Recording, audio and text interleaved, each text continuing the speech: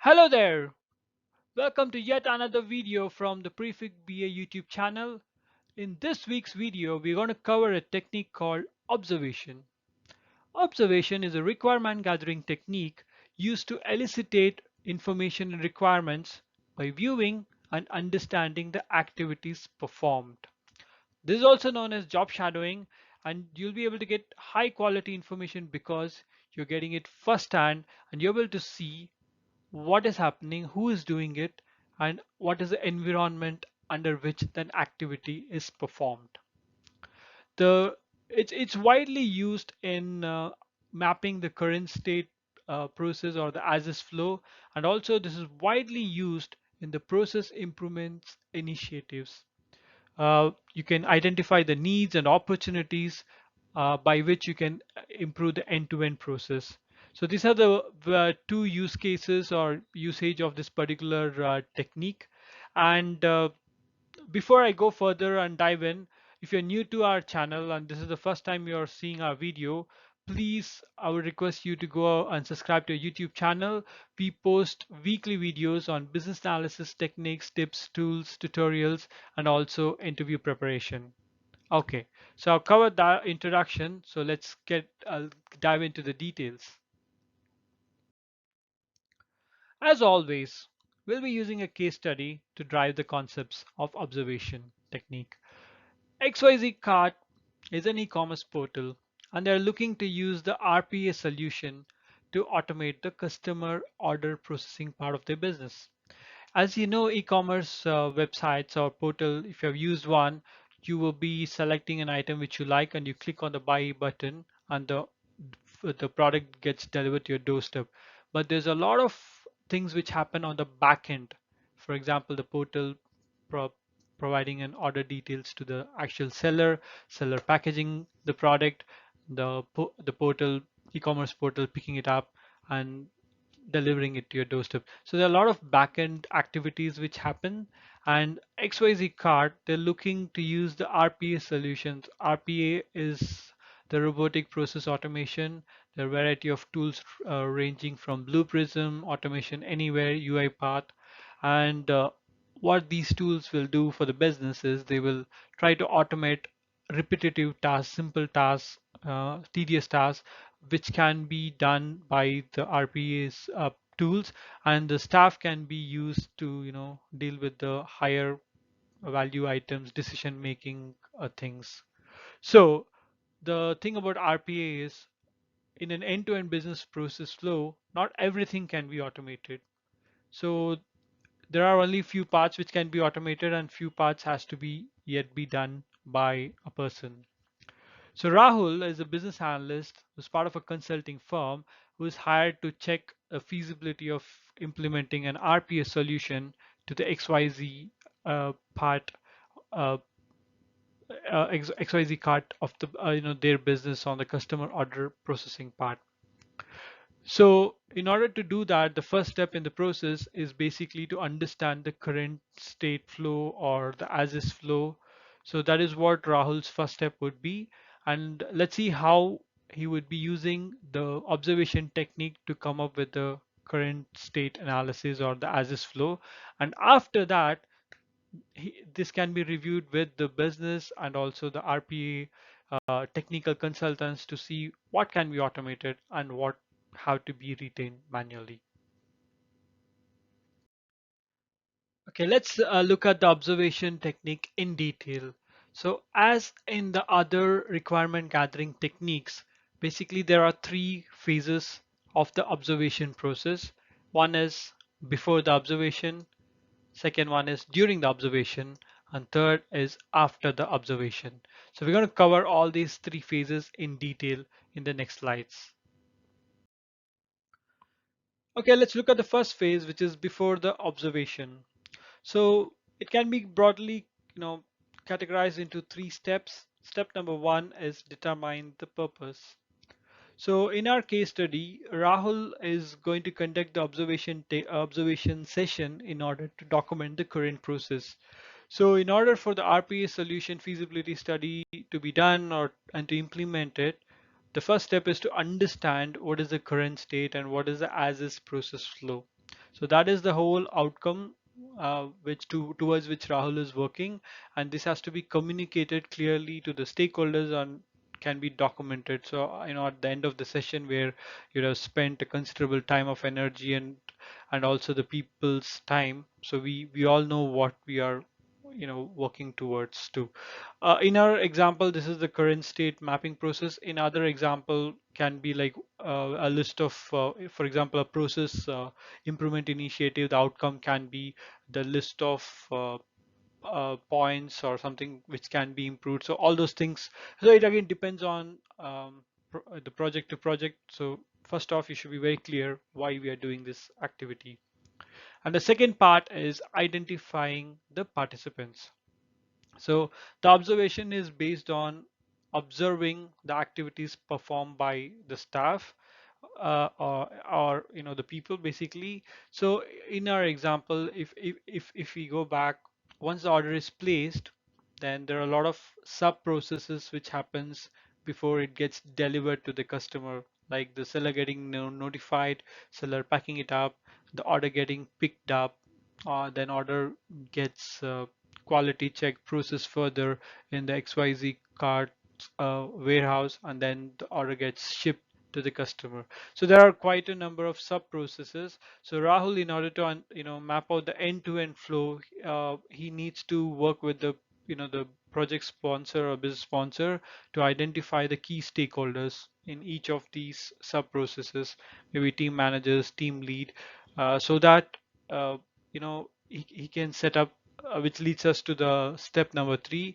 to create a schedule. So once he has identified the participants, he needs to have a word with the key stakeholders and set up some time for these observation sessions. So that's how the third step, which is creating a schedule. So we have, like, let's say we have 4 teams. So Rahul can like set up, you know, session 1, day 1 with team number 1, session 2, same day or the next day. So, you can space out the sessions, or you can have a couple of sessions in the same day.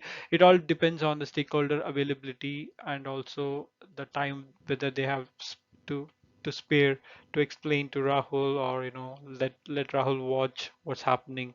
So that's how the third step is creating a schedule. So basically, this is a preparatory phase for the observation technique. We know what's the purpose. The participants are identified and they're engaged, and we have a schedule with all the meetings in the diary. So everything is prepared for the observation session. So let's look at what happens in the next phase, which is during the observation. Okay, this leads us to the second phase in the process, which is during the observation. Again, we can broadly classify this phase into three steps: the beginning, the middle, and the close or the end. So this is where we have set up the different observation sessions with the participants. So I'm just going to look at how one session may look like. So the first part would be the beginning. So you would be arriving at that particular place. You would be meeting the team lead, team manager, and also you will be meeting the team member or the staff whom you would be observing. So there'll be pleasantries, and then you would give your introduction, uh, where you're from, what you're doing, and also briefly explain them the purpose and agenda, so that they're clear. So one of the thing, when you're doing this technique, the operations staff would always be like worried, or they'll be, oh, why is it being done? Is it to check the performance, or is my job at risk? So there are a lot of things which will run into their mind. In order to get good information from them, you have to put them at ease.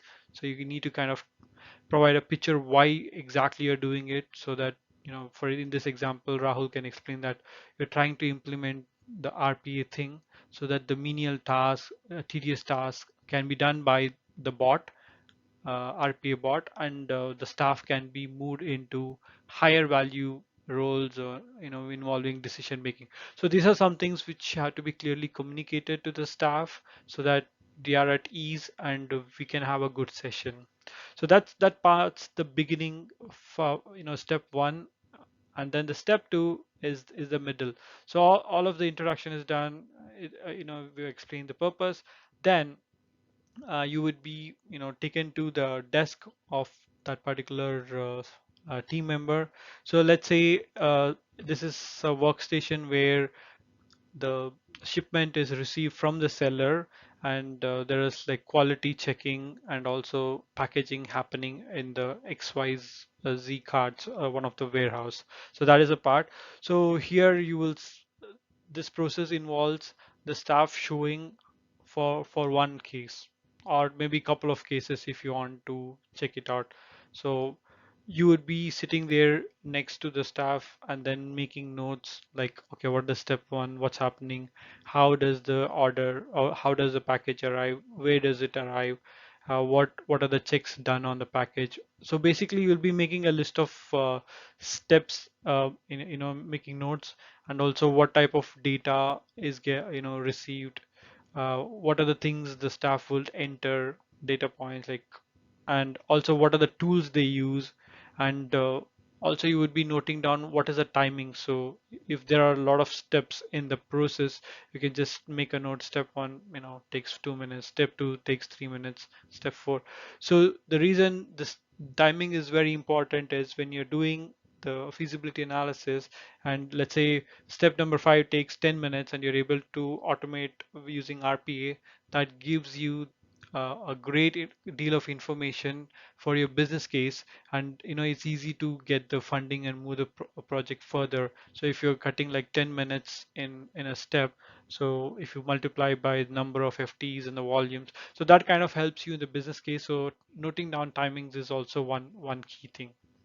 And then there are two types of observation technique. One is called the active, the other one is passive. Active is like when the staff is doing some activity and you have you have a question, you ask it then and there, like, why are you doing this particular step? What is the reason, or what information are you entering? So asking them probing question, for you to get a clear picture in your mind why they are doing it. So that is the active observation technique. And if you're not going with the active, let's say you're going with the passive, then all you're doing in the step to the middle part is just observing and making the notes, the steps, the data tools, timings, etc., etc. Yeah. And then it brings us to the last part, which is the last step on this phase, which is the close.